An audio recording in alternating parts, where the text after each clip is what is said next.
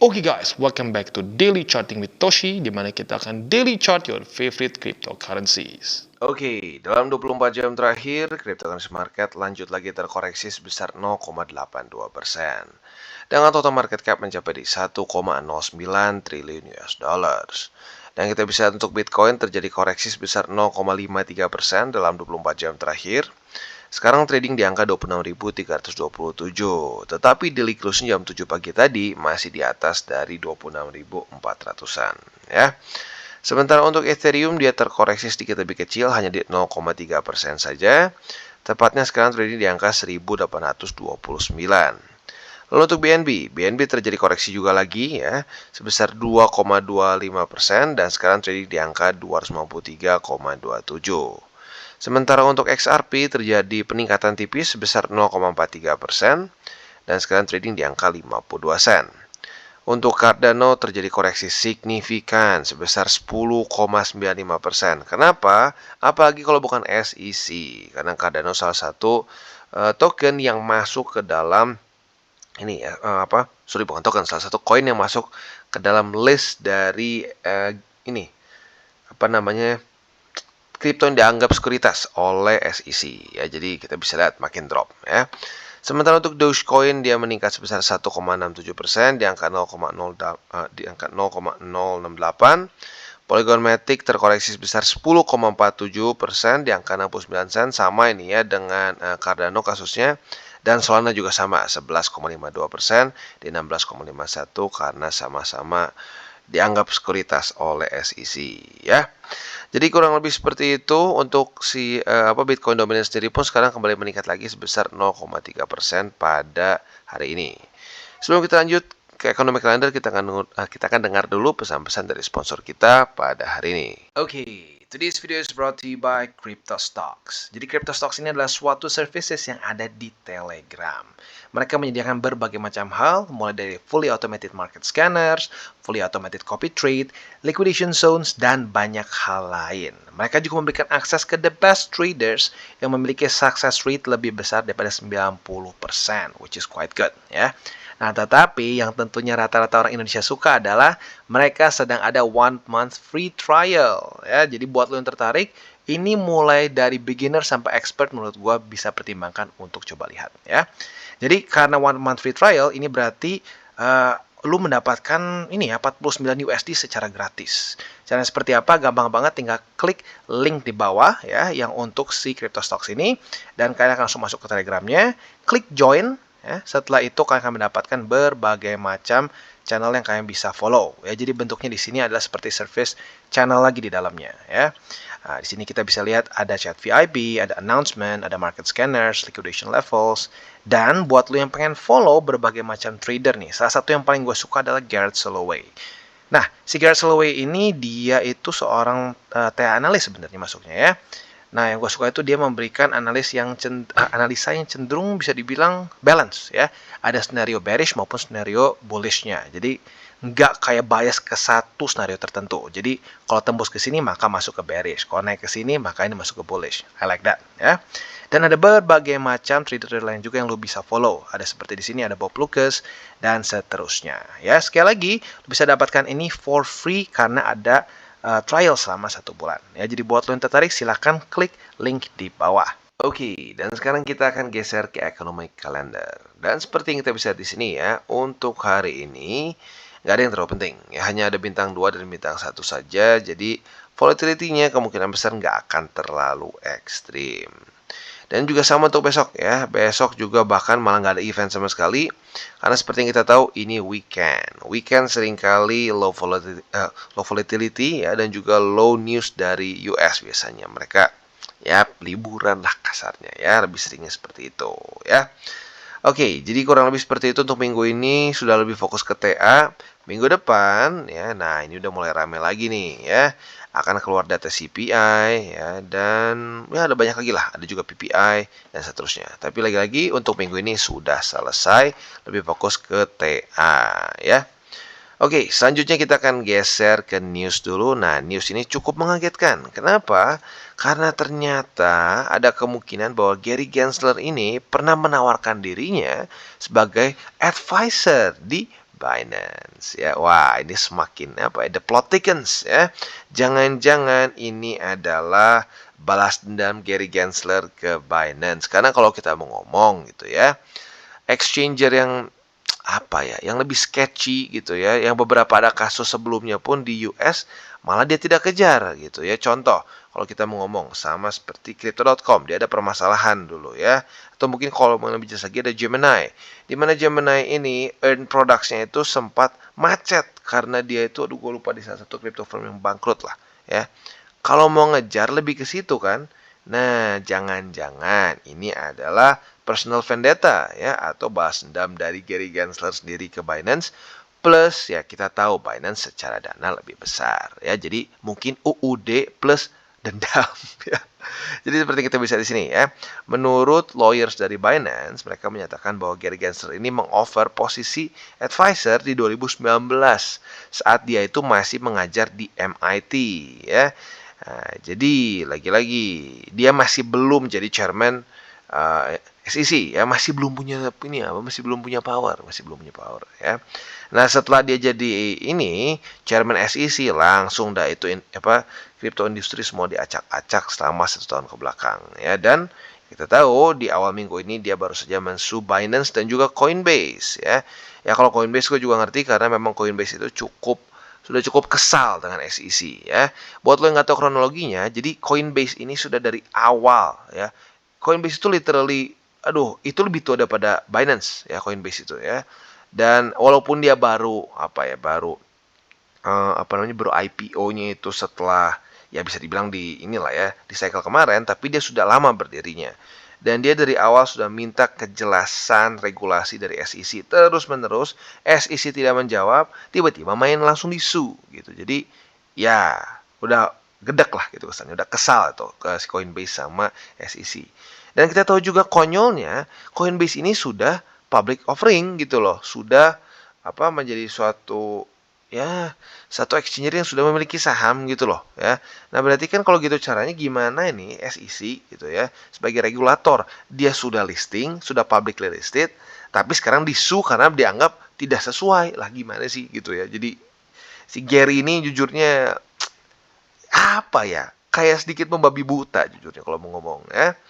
Nah, jadi intinya sekali lagi penekanannya adalah mereka ini si Gary Gensler ini mengapproach Binance ya. Setelah itu akhirnya mereka ketemu di 2019 itu, ketemu di Jepang ya untuk lunch katanya.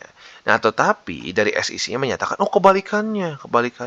Binance yang mengejar Gensler. Jadi kita nggak tahu lah siapa yang sebenarnya mendatangi siapa ya. Kita harus tunggu nanti sampai hasil courtnya sudah selesai, nanti akan diputuskan mana yang benar ya. Tapi lagi-lagi indikasi ini sih ya jujurnya gue nggak kaget sih kalau dia pengen kerja di Binance dulu ya. Sekarang mungkin setelah ditolak kesal ya.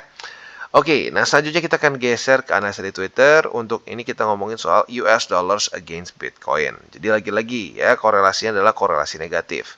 Kita lihat apa yang terjadi saat indeks dolar menguat di sini. Bitcoin turun ya. Apa yang terjadi saat indeks dolar mulai turun, Bitcoin mulai naik ya.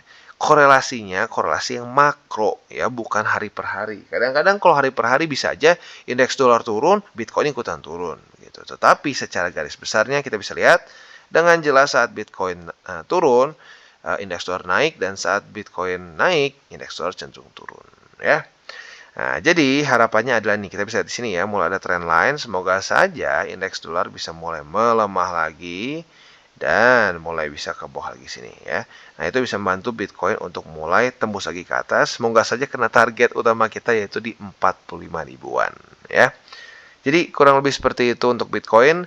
Selanjutnya kita akan geser ke indeks kita akan geser ke charting kita, ke TA ya. Jadi kita bisa lihat lagi ya, untuk kedua kalinya ini untuk kemarin lah intinya. Kemarin ini Bitcoin berhasil dilikus di atas dari 26.400. Nah, tetapi hari ini sudah mulai retest lagi ke bawah ya. Jadi ya mungkin karena memang low volume juga, jadi mungkin kita nggak terlalu bisa berharap dalam 2 hari ke depan akan ada movement yang besar. PR-nya untuk Bitcoin masih sama seperti kemarin, yaitu adalah bertahan di atas dari 26.400. Dan kalau bisa mantul sekalian lanjut lagi ke 27.000 ya. Itu harapan gua untuk Bitcoin. Sementara untuk weekly-nya otomatis ya, masih ngomongin juga EMA 200 di daerah situ juga, yaitu kalau bisa di weekly close nanti hari Senin itu kalau bisa di atas dari EMA 200 dan di atas juga dari bull support band. Untuk EMA 200 itu sekarang di 26.440, sementara bull support band ya, bull support band itu sekarang ada di angka 26.228 dengan 25.886 ya. Jadi weekly close-nya gue berharap bisa di atas dari dua support tersebut ya. Itu untuk Bitcoin. Untuk indeks dolar kita turun dulu sedikit ya. Indeks dolar seperti yang kita tahu sekarang sedang ya marketnya close ya karena sedang weekend ya. Nah, tetapi terjadi seperti pembahasan kita kemarin ya di hari terakhir, yaitu dia mulai mau retest ke MA20. Nah, harapannya apa? Dia retest 2 kali gagal dan lanjut membuat lower low. Ya, itu harapan gua. Karena lagi-lagi kenapa? Ini alasannya ya. Alasannya karena korelasi dari Bitcoin dengan indeks dolar adalah korelasi yang negatif secara makro ya, sekali lagi bukan hari per hari ya. Jadi jangan bilang, wah bang, ini Bitcoin kok turun juga sih pada indeks dolar juga melemah. Ya sok ya, terserah lu, pokoknya lihat aja nih sendiri. Kalau lu bilang ini bukan korelasi negatif, gue nggak ngerti apa ini namanya ya. Oke, jadi kurang lebih seperti itu. Selanjutnya kita akan geser ke buy limit, tetapi seperti biasa gua akan disclaimer dulu bahwa semua konten dari Toshi Crypto Indonesia ini bukanlah financial advice. Ini semua bentuknya adalah edukasi. Lalu bagaimana cara untuk mendukung TCI? Ada banyak caranya. Bisa like our video, bisa share our video, atau juga bisa menggunakan link referral kita di bawah. Dan ngomongin soal link ya, buat elu nih ya, buat elu yang mungkin sudah akumulasi Bitcoin, Ethereum, dan berbagai macam alts lain selama masa-masa ini ya. Nah, terus berpikir, aduh bang, gimana yang ngeliat Binance diserang SEC, ngeliat Coinbase diserang SEC, kok jadi deg-degan ya? Ada nggak ya hardware wallet yang kita bisa beli dan tenang gitu, nggak takut bahwa itu bakal compromise. Nah, lo bisa pertimbangkan untuk di encrypt belinya ya. Karena encrypt ini adalah authorized reseller, di mana di sini ada berbagai macam brand yang lo bisa pilih ya, dan mereka langsung kerjasama dengan berbagai macam brand ini. Jadi nggak perlu takut lagi mikirin bahwa aduh ini aman nggak ya, ini sudah compromise atau enggak ya. Semua masih di seal dan semuanya aman ya. Jadi kurang lebih seperti itu, dan sekarang kita akan lanjut ke buy limit. Oke, dan sekarang kita masuk ke buy limit untuk Bitcoin ya. Jadi untuk yang pertama masih sama seperti kemarin, buy limit kedua itu masih boleh lalu pasang ya, which is sekarang di harga market berarti. Sementara untuk buy limit ketiga itu masih cukup jauh di angka 24.495 ya. Itu untuk posisi spot di Bitcoin. Untuk posisi futuresnya kita bisa lihat juga sudah terjadi retest 1, retest 2 di 26.400 sebagai support. Jadi buat lu yang pengen buka posisi long boleh ya. Nah, target TP posisi long kita di sini adalah di MA20 atau di 27.000 ya, itu untuk posisi longnya. Untuk posisi shortnya masih sama seperti kemarin, retest 1, retest 2 di MA20 atau di 27.000, kita bisa pertimbangkan untuk buka posisi short dengan target TP kita di angka 26.400-an ya, which is itu adalah apa? Itu adalah MA200 weekly ya. Jadi kurang lebih seperti itu untuk di Bitcoin. Oke, dan sekarang kita masuk ke Ethereum. Untuk Ethereum kita bisa lihat kemarin kembali lagi retest ke buy limit pertama, tetapi masih belum berhasil tembus. Maka dari itu secara buy limit masih sama seperti kemarin ya. Buy limit kedua itu di 1780 dan buy limit ketiga itu di 1705 ya. Itu untuk posisi spot di Ethereum. Lalu untuk posisi futuresnya kita bisa lihat ya, kita sudah punya posisi short sekarang karena sudah terjadi retest 1, retest 2 di MA20 dan juga di MA50. Nah, artinya kita sudah punya posisi short dengan kondisi profit sebesar ya 1,5% lah kalau kita bulatkan ya. Nah, target TP-nya di mana? Target TP untuk posisi short kita adalah di 1780 ya. Dan otomatis untuk posisi longnya tinggal kita balik logikanya, tempat kita TP di sini otomatis adalah support. Retest 1, retest 2 di 1780 sebagai support. Kita bisa buka posisi long. Nanti by that time kemungkinan besar MA20 akan lebih ke bawah, maka dari itu MA20 untuk yang lebih konservatif dan 50 untuk yang lebih agresif. Oke, dan sekarang kita masuk ke XRP, dan untuk XRP kita bisa lihat ya, sayangnya posisi longnya masih belum kena, udah dekat ya. Tapi tergantung sih. Kalau lu sedikit lebih konservatif, turunin dikit harusnya kena ya. Tapi untuk posisi spotnya masih sama seperti kemarin. Dan kayaknya besok mulai gua gabungin nih buy limit 1 sama 2. Tapi untuk sekarang masih gua bisa. Buy limit pertama ada 50 sen, buy limit kedua di MA 20, dan buy limit ketiga di MA 50. Itu untuk spot. Untuk posisi futuresnya seperti yang gue bilang, posisi long kita sudah di hold selama 1, 2, 3, 4. Sudah 4 hari. Tergantung lo sebenarnya. Kalau lo sedikit lebih konservatif, seperti yang gue bilang, turunin dikit dari target TP, mungkin sudah kena ya. Nah, kalau lu sudah turunin dikit, ya lu berarti udah profit lumayan, 6%-an ya. Tapi buat lu yang purchase di sini ya tunggu aja lah ya, tunggu aja. Untuk posisi shortnya otomatis tinggal kita balik logikanya, retest 1, retest 2 di 54 sen sebagai resisten. Kita bisa buka posisi short dengan target TP kita di 50 sen. Oke, dan selanjutnya kita masuk ke Polkadot dan bad news untuk Polkadot. Kita bisa lihat ya, Polkadot salah satu yang kena dari efek Gary Gensler juga ya. Dia kita bisa lihat dia daily close di bawah dari $5 dan sekarang lanjut lagi ke bawah ya. Maka dari itu untuk posisi spot selanjutnya adalah di struktur sini, yaitu sekitar $4 lebih 44 sen ya. Itu untuk posisi spot di Polkadot. Untuk posisi futuresnya kita bisa lihat sudah terjadi retest pertama di $5. Jadi kalau hari ini terjadi lagi retest kedua, kita bisa pertimbangkan untuk buka posisi short dengan target TP-nya mungkin kalau mau konservatif di week sini, yaitu di $4 lebih 90 sen. Kalau lu agresif sekalian lu hold sampai $4 lebih 44 sen ya.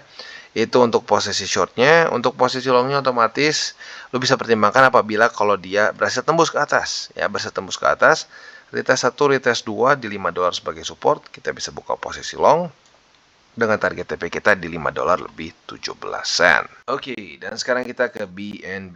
Dan untuk posisi short kita udah TP ya, udah kena TP karena retest 1, retest 2, TP di 256. Tapi itu untuk di belakang lah ya. Posisi spotnya berarti buy limit 1, 2, 3 sudah kena semua kalau lu ngikutin kemarin ya, karena buy limit pertama di sini 263,6, buy limit kedua di 256,5, dan buy limit ketiga di 251,4 yang baru saja di retest beberapa waktu lalu lah. Ini dekat banget ya. Itu untuk posisi spotnya. Untuk posisi futuresnya kita bisa lihat ya, posisi shortnya udah kena TP, retest 1, retest 2, TP di 256,5, berarti sudah mengantongi profit sebesar ya 2,7%-an, not bad ya. Nah, untuk posisi longnya gimana nih? Retest 1, retest 2 sudah terjadi. Jadi, ya lu kemungkinan juga sudah punya posisi long, tapi sekarang sedang dalam keadaan nggak profit ya, sedikit minus. Ya nggak apa lah ya, shortnya kena TP, longnya belum ya. Nah, target TP untuk posisi long ini adalah di 263,6 ya. Jadi kurang lebih seperti itu untuk BNB, dan seperti biasa gue ingatkan, jangan pakai uang panas, jangan over leverage, dan yang paling penting juga adalah berpikir jangka panjang untuk kripto. Ya, dan untuk economic calendar seperti yang gue bilang, minggu ini sudah tidak ada yang terlalu penting, kita tinggal lihat minggu depan. Ya, siap-siap gejolaknya lumayan tinggi karena akan ada CPI, lalu ada PPI dan lain-lain. Ya. Jadi kurang lebih seperti itu untuk DCWT kita pada hari ini. Oke guys, jadi itu adalah akhir dari segmen DCWT kita pada hari ini. Dan jangan lupa bagi kalian yang merasakan manfaat dari segmen ini, jangan lupa untuk share ke teman-teman kalian. Dan apabila lu pengen mensupport channel kita, ya TCI, jangan lupa untuk menggunakan link referral kita di bawah. Nggak wajib ya, tetapi apabila lu menggunakan link referral kita di bawah, ada macam-macam ya, dari Bybit, Huobi, Maxi, toko kripto, dan banyak lagi ya. Ya, walaupun nggak wajib, tapi kalau menggunakan link referral kita, lu secara langsung membantu perkembangan dari TCI. Dan satu lagi, jangan lupa juga untuk join Telegram group kita, di mana kita bisa ngobrol-ngobrol santai mengenai dunia cryptocurrency secara dua arah. So, jangan lupa untuk like, subscribe, klik the bell icon, and see you on the next video.